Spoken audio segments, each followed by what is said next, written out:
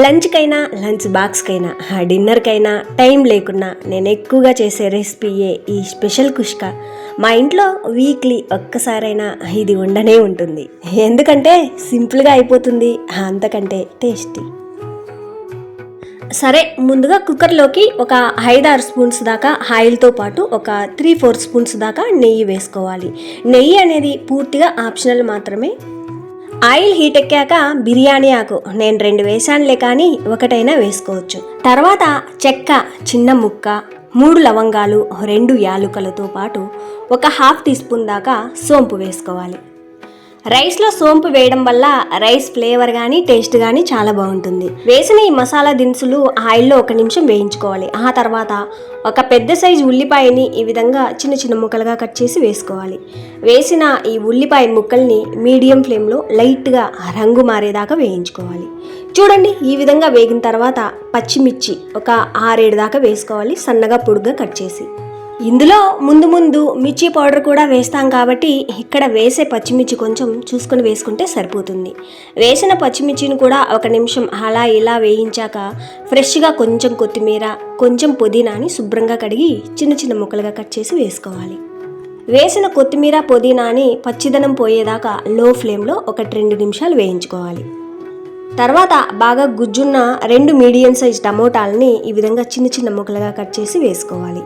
Tomato ముక్కలు తొందరగా మగ్గడానికి సరిపడా సాల్ట్ కూడా వేశాక ఈ విధంగా బాగా కలిపేసి మూత పెట్టి లో ఫ్లేమ్లో 1-2 నిమిషాలు ఉడికించుకోవాలి.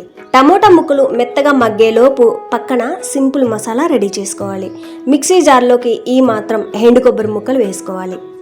ఒక 5 దాకా చిన్న చిన్న అల్లం ముక్కలు, ఒక 8 దాకా వెల్లుల్లి రెబ్బలు, ఒక 2 స్పూన్స్ దాకా ధనియా పొడి, 1/2 టీ స్పూన్ దాకా పసుపు, కారం. ఇందాక పచ్చిమిర్చి కూడా వేసాం కదా, ఇక్కడ వేసే కారం కొంచెం చూసుకొని వేసుకోవాలి.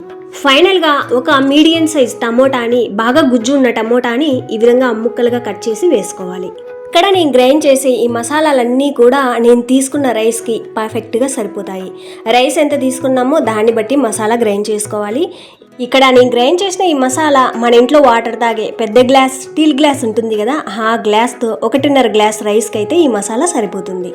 అవసరమైతే తగినన్ని నీళ్లు వేసి చూడండి, ఈ విధంగా మెత్తటి పేస్ట్లా గ్రైండ్ చేసుకోవాలి. ఎండు కొబ్బరి వేసాం కాబట్టి కొంచెం ఎక్కువసేపు గ్రైండ్ చేసుకుంటే మెత్తగా గ్రైండ్ అయిపోతుంది. ఇప్పుడు వెళ్ళి ఈ టమోటా సంగతి చూద్దాం. చూడండి, టమోటాలు ఈ విధంగా మెత్తగా మగ్గిన తర్వాత ఇందాక గ్రైండ్ చేసాం కదా, ఈ మసాలా వేసుకోవాలి. కుక్కర్లో స్టార్టింగ్లో వేసిన ఉల్లిపాయ, టమోటా కానీ నేను తీసుకున్న 1.5 గ్లాస్కి సరిపోతాయి. రైస్ ఎంత తీసుకున్నామో దాన్ని బట్టి అవి కూడా వేసుకోవాల్సి ఉంటుంది.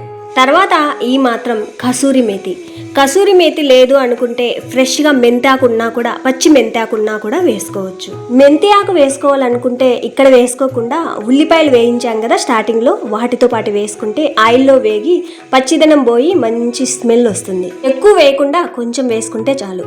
ఫ్రెష్గా ఒక 6-7 కరివేపాకు రెమ్మలు కూడా వేశాక ఈ మసాలాలన్నీ కూడా ఆయిల్లో వేగి మంచి స్మెల్ వస్తుంది. మనం గ్రైండ్ చేసిన మసాలాలు, టమోటా, అల్లం, వెల్లుల్లి ఇవన్నీ కూడా పచ్చిగానే వేసాం కదా, అవన్నీ కూడా ఆయిల్లో వేగి ఈ గ్రేవీ మొత్తం కొంచెం దగ్గరపడి చిక్కబడేంత వరకు వేయించుకోవాలి. దాంతోపాటుగా ఆయిల్ పైకి తేలుతుంది, అప్పుడు ఈ మసాలా వేగినట్టు. లో ఫ్లేమ్లో కొద్దిసేపు, మీడియం ఫ్లేమ్లో కొద్దిసేపు మధ్యలో మార్చుకుంటూ కొద్దిసేపు తర్వాత చూస్తే చూడండి, మసాలా ఈ విధంగా కొంచెం దగ్గర పడి చిక్కబడినట్టు ఉంటుంది. ఇప్పుడు ఏం చేయాలంటే రైస్ ఎంత తీసుకున్నామో దాన్ని బట్టి నీళ్లు వేసుకోవాలి. 1 గ్లాస్ రైస్కి గాను 2 గ్లాసుల నీళ్లు. అదే బాస్మతి రైస్ తీసుకున్నట్టయితే 1 గ్లాస్కి 1.5 గ్లాస్ నీళ్ళు వేసుకుంటే సరిపోతుంది. చూడండి, నేను తీసుకున్న రైస్ ఈ గ్లాస్తో 1.5 గ్లాస్.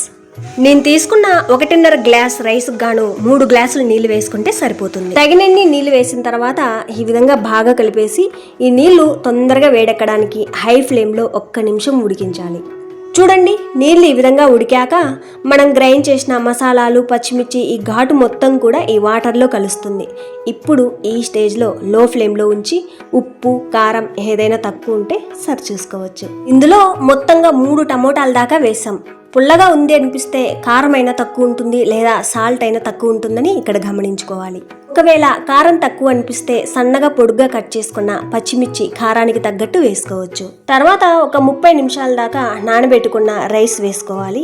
రైస్ వేసిన తర్వాత ఈ విధంగా బాగా కలిపేసి మళ్ళీ ఒకసారి ఉప్పు కారం సరిచూసి అంతా ఓకే అనుకున్నాక నచ్చితే ఇష్టం ఉంటే ఎగ్స్ని శుభ్రంగా కడిగి ఇక్కడ వేసుకోవచ్చు, లేదంటే సపరేట్గా అయినా ఉడికించుకోవచ్చు. ఈ కుష్కా రైస్ని ఒక గుడ్డు కూడా ఉంటే టేస్ట్ని బాగా ఎంజాయ్ చేయొచ్చు. తర్వాత కుక్కర్ మూత పెట్టి మీడియం ఫ్లేమ్లో 2 విజిల్స్కి స్టవ్ ఆఫ్ చేసుకోవాలి. 2 విజిల్స్కి రైస్తో పాటు ఎగ్స్ కూడా పర్ఫెక్ట్గా ఉడికిపోతాయి. ఎప్పుడు చెప్పేదే, రైస్ని వెంటనే ఓపెన్ చేయకుండా దాదాపుగా ఒక 15-20 నిమిషాల తర్వాతనే కుక్కర్ మూత తీయాలి. అప్పుడే రైస్ పొడి పొడిగా ఉంటుంది, కలిపినా కూడా ముద్ద అవ్వదు. చూడండి, ఈ విధంగా ఉడికిన ఎగ్స్ని చల్లటి నీటిలో వేసామంటే పెంకు ఈజీగా వచ్చేస్తుంది. పైనున్న మసాలా కిందకి, కిందున్న రైస్ పైకి అలా ఇలా కలిపేసి పెరుగు పచ్చడితో లేదా ఏదైనా చికెన్, మటన్, ఫిష్ ఏదైనా మసాలా కర్రీతో సర్వ్ చేసుకోవచ్చు. అవి ఏవి లేకున్నా పచ్చి ఉల్లిపాయతో కూడా తినేయచ్చు.